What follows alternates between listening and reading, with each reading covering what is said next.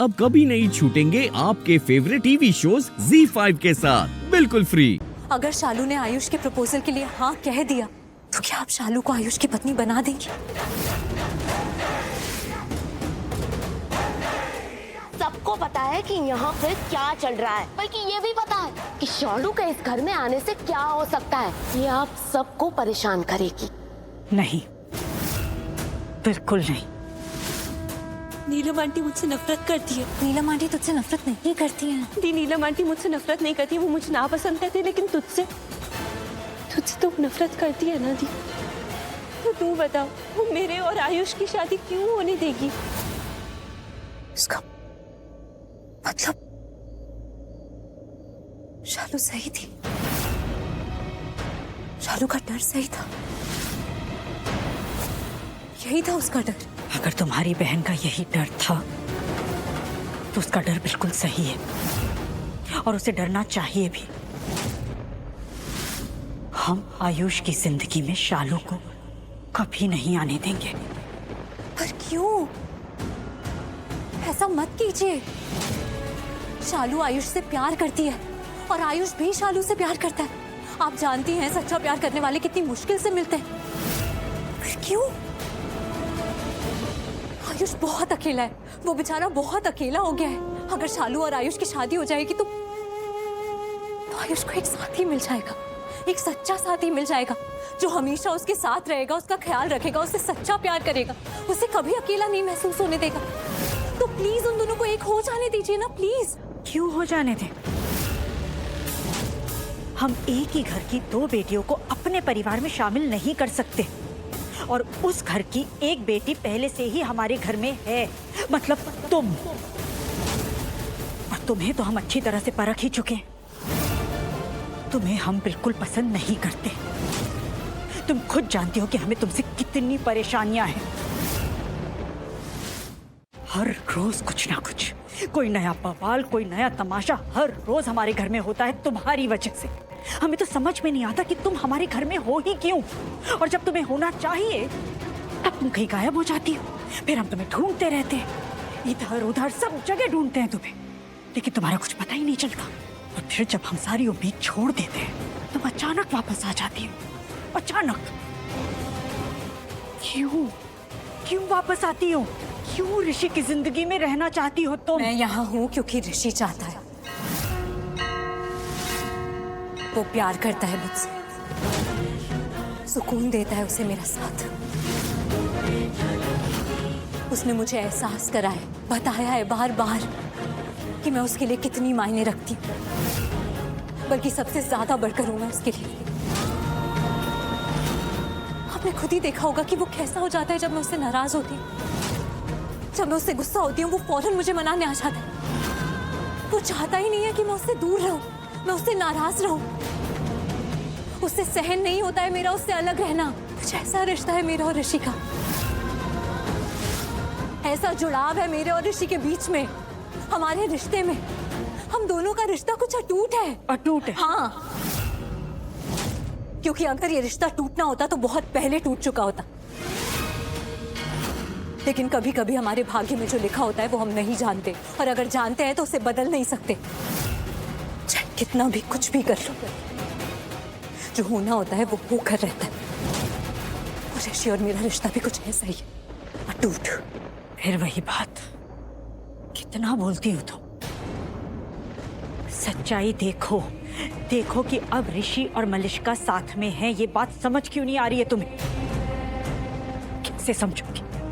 ऋषि और मलिष्का माँ बाप बनने वाले हैं, इस बात को समझो। मलिष्का ऋषि के बच्चे की माँ बनने वाली है और ये सच्चाई है। इसलिए निकलो अपने सपने से। ये पट्टी जो बंधी हुई है ना तुम्हारी आंखों पे, खोलो उसे, तब तुम्हें पता चलेगा कि हकीकत है क्या। वही तो मैं आपको कह रही हूँ कि कभी कभी जो दिखता है और जो हकीकत होती है वो दोनों बहुत अलग होते हैं एक दूसरे से, और इस अलग हकीकत को मैं महसूस कर सकती हूँ। नहीं, तुम महसूस नहीं कर रही हो, तुम तो बस एक सपनों की दुनिया में जी रही हो। अरे क्यों अपने आप को तुम बुरा फील करवाना चाहती हो लक्ष्मी? अच्छा लगता है तुम्हें खुद को इस तरह देखना, एक स्टेपनी की तरह? तुम ऋषि की जिंदगी में बस एक स्टेपनी की तरह हो। गॉड लक्ष्मी, कितनी बेवकूफ हो तुम।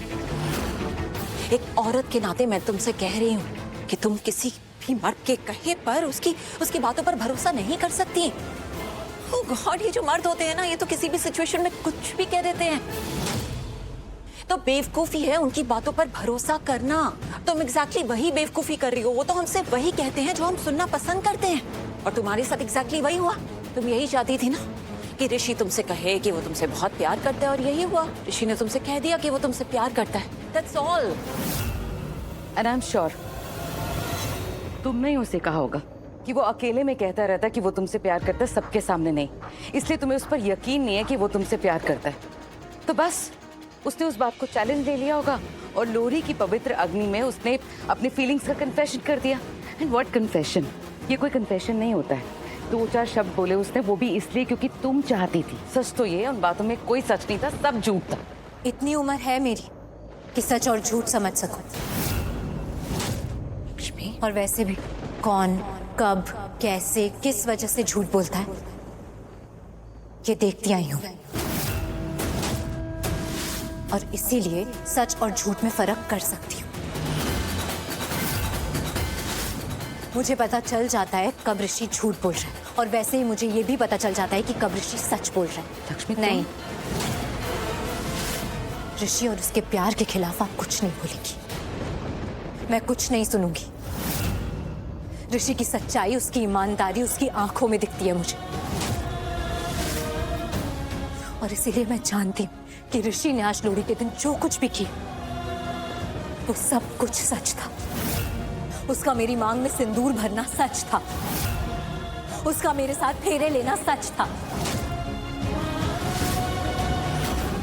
उसका एक एक शब्द जो उसने कहा, मुझसे कहा, सबसे कहा, सबके सामने कहा, वो सब कुछ सच था। उसकी ईमानदारी का सबूत था वो। मैं जानती हूँ उसके प्यार को, और मैं महसूस कर सकती हूँ उसके प्यार को। मैं जानती हूँ वो सब सच था। मुझे सिर्फ एक सवाल का जवाब चाहिए था, और वो मुझे मिल गया।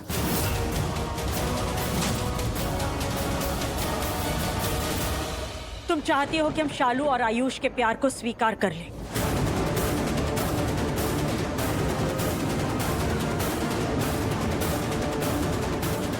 जी नीलम, भाभी,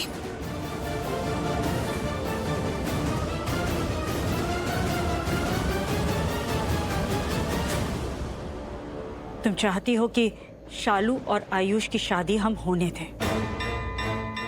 भाभी आप क्या कह रही हैं? तो गलत है ना। 1 मिनट करिश्मा, हमारी बात पूरी होने दो। हाँ, अरे अब ठीक है, हम ये शादी होने देंगे। आयुष और शालू की शादी हम खुद करवाएंगे, लेकिन एक शर्त है, तुम्हें ऋषि को छोड़ना पड़ेगा।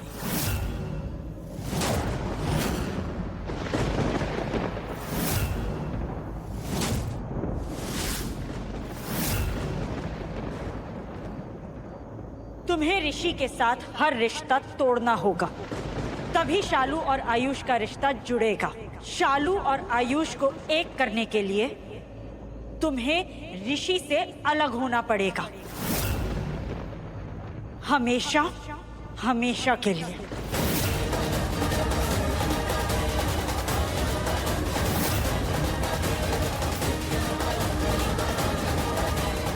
भाभी, तुम्हें ऋषि के साथ हर रिश्ता तोड़ना होगा, तभी शालू और आयुष का रिश्ता जुड़ेगा।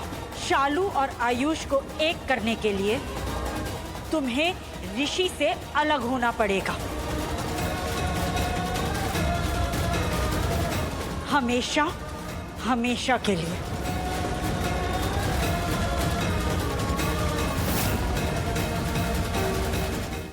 ZEE5 ऐप डाउनलोड करें और देखें सारे एपिसोड्स बिल्कुल फ्री।